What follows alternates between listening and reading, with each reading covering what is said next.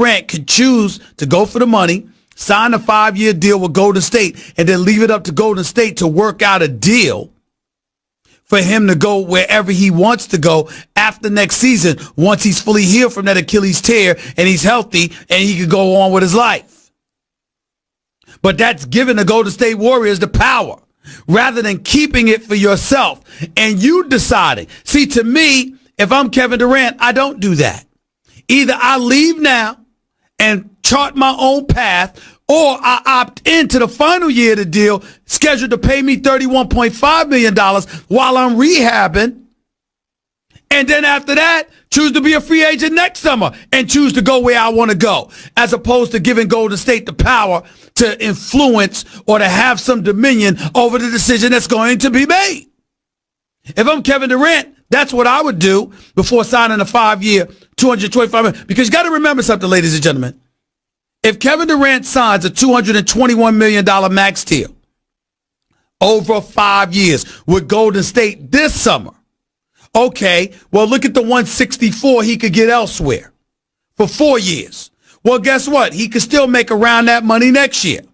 On top of the $31.5 million he'd add with the opt-in. So that would put him over $195 million. It would still cost him about $20+ million. But it wouldn't cost him 50. So you can do it that way. Either way you slice it, he gets the most money by staying with Golden State with the Supermax deal, at least signing it with them and then being moved by them. That's how you ensure you get all your money. To do anything else is going to cost him a minimum of $23 million. But at least he has the power, as opposed to depending on Golden State to be cooperative.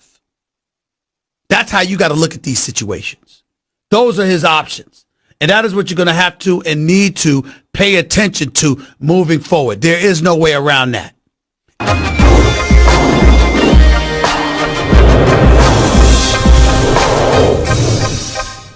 The first pick, the New Orleans Pelicans select Zion Williamson. Zion Williamson is a freak of nature. What you're looking at is a man-child. Once you saw Zion Williamson, you knew. He's one of those few players that you see and right away you know. There has not been in my lifetime a college basketball player that had that kind of draw. Is there anything that you'd like to say to your new team and family in New Orleans? Let's dance. Let's dance. The Stephen A. Smith Show on ESPN Radio is presented by Progressive Insurance. Guests on the Stephen A. Smith Show appear via the Shell Pennzoil Performance Line, and you can always get in touch with the show through the 1-800-Flowers Twitter feed.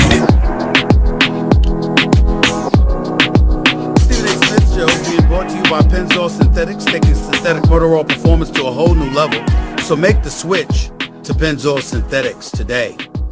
By the way, that first segment, before I started, I should have told you it was time for Straight Talk, brought to you by Straight Talk Wireless. Should have done that. My apologies. Didn't have my paperwork in front of me, so my sincere apologies about that. 888-SAY-ESPN. That's 888-729-3776. You're listening live to the Stephen A. Smith Show, ESPN Radio, ESPN News. By the way, all these draftees' resumes that I highlighted for you, R.J. Barrett, Zion Williamson, Kobe White, DeAndre Hunter, Ja Morant, etc. All of these draftee resumes were being brought to you by Indeed, used by over 3 million businesses for hiring. So post a job today at Indeed.com/hire. To the phones we go at 888-SAY-ESPN. It's 888-729-3776. Let's go to Greg. You're live with Stephen A. What's up, Greg? Hey, Stephen A. First-time caller. Love the Thank show. you, man. Go ahead. I was just wondering... Thank you, bro. Just wondering your thoughts on DeAndre Jordan. No one seems to be bringing him up, and not even other teams. And hold on. DeAndre, whoa. Can you hear me? Yeah. DeAndre Jordan? Well, DeAndre Jordan that was on the Clippers and that ultimately ended up with the Knicks? That DeAndre Jordan? Yeah, I just remember reading that him and KD have a good relationship. I was wondering does he come into play at all in the KD to the Knicks scenario? We don't know. We don't know because we don't really know when it comes to KD. KD's going to make his own decisions. KD's tight with Kyrie. Kyrie and KD were supposed to be coming to New York together, and then we started hearing about Brooklyn. And by the way, I'm sure KD has a good relationship with DeAndre Jordan because he has a good relationship with most dudes. But the question is that if indeed he has a relationship with her, who's his relationship stronger with? And oh, by the way, what kind of influence, if any at all, is that going to have on KD's decision? My whole thing is that KD is his own man, and I'm sincerely hoping that he reminds us of that yet again by making sure that he makes the decision that he wants to make instead of somebody else making it for him. I believe in KD. I always have. And if he doesn't come to the New York Knicks, I'll be sick. I'll be depressed. But the bottom line is it's not going to take away from the respect that I have for him as I think the greatest player in the world when healthy. That's just me. I appreciate the call, though. Thank you so much. Sandy, you're live with Stephen A. ESPN Radio, ESPN News. How are you, Sandy? How you doing, Stephen? Hello, how are you? Go ahead. Good. Yes, I can hear you. Hey, I just wanted to say I'm glad you spoke up about the fathers being there for their sons yesterday, and I watched some of that. It was very heartwarming, and I'm with you on that. It was good to see that, and just let everybody know that black fathers are there for their dad, for their kids, and I applaud you for speaking up and speaking out on it. That's all I wanted to say. Well, thank you so much, Sandy. Thank you so much, Sandy. I appreciate it, and thank you for listening. And listen, let me be very, very clear, and I'm going to tell you something else that bothers me. Listen, in an ideal world, when you have children, you should be married. I am not. And I'll be the first to tell you, I'm not proud of that. Let me just be clear. I'm not proud of that. My mother, God rest her wonderful soul, never, ever, ever, ever failed to tell me how proud of me she was. The one exception is that I'm a father out of wedlock. So those of you who have that feeling, I don't blame you. But let's not act like it's a black thing.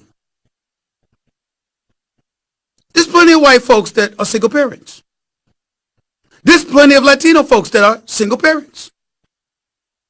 And don't get me started with the divorce rate. Because where everybody will run across a problem with me is that I'm not happy over the fact that I've never been married, but I'm not ashamed. You know how many people sit up there and get married and don't honor their marital vows? That end up getting divorced? That end up violating and going up against every tenant you can find? That had no business walking down the aisle. I know men and women who were plotting about who they were going to cheat with before they even said I do. I never did that. I just sat up there and said, yo, I'm not ready. I'd rather do that than dishonor vows that you took. And what makes it worse is that you got some people, like I just said, dishonoring vows before they even make them. They said, hell with that. I have no intentions of honoring these vows whatsoever. But life would be easier if I'm married as opposed to being single. Then you have, dare I say, relationships where people are fully aware of who their potential spouse is and is going to be and don't care. Or dare I say, some people have agreements. That ain't me either. So to lump fatherhood into that is something that I think happens entirely too much with the black community by those outside of the community. We surmise and assume that people aren't active participants in their children's lives. And that couldn't be further from the truth. And I personally know countless black men, married, divorced, single, never been married, whose whole world is about their children. Everything they do, every sacrifice they make, every hour they work, every trial they endure, every arduous circumstance they encounter is all in an effort to create a better life for their child or children. And it was just a beautiful thing to see at last night's NBA draft. These kids, we didn't know whether they were married or divorced or whatever the case may be. But those men standing there with their children and their children loving their daddies, because we all love our mamas. That's a given. But loving their daddies and acknowledging what their dads meant to their life.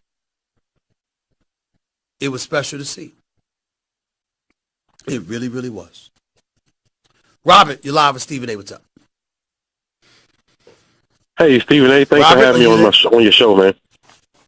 All right, no problem. Go ahead. Hey, look, I want to talk about yesterday's draft, man. I'm going to make it real short and sweet if I can. To me, I know you're going to have your different opinion on this, but the best overall player that came out this draft in the guard position was Ty Jerome. If you look at the way he played, starting from the Sweet 16 to get that team to win the national championship, this guy, he can score, he can shoot, he can defend, he can post you up, and he has good court vision. To me, he should have been drafted a little higher than 24. What do you think about that? A little higher than I don't know, because I don't know much about him, bro. I haven't seen him. I haven't seen him nearly as much, and I'm not going to speak as if I have.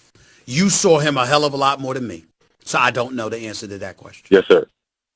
Thank you. I'm going to wait until cats get into onto the NBA level, see what they bring to the table, and I'm going to go from there. That's what I'm going to do. That's what I'm going to do. I'm going to see them on this level, because a lot of times, even when you see these guys, I mean, you look at a Tyler Hero out of Kentucky, kid can play. When I saw him, I thought he could play, but what competition were you going against? What competition were you going against? Those are the kind of things that I want to pay attention to. And I want to make sure that I know what I'm talking about before I open my mouth. Because it's going to be a lot. I'm going to be interested in seeing a lot of what transpires and a lot of what goes on in the days and the weeks to come. That's what I'm going to want to see. That's just me. Ty Jerome out of Virginia, I did watch him. I watched him win a national championship. I get all of that. You're a national champion.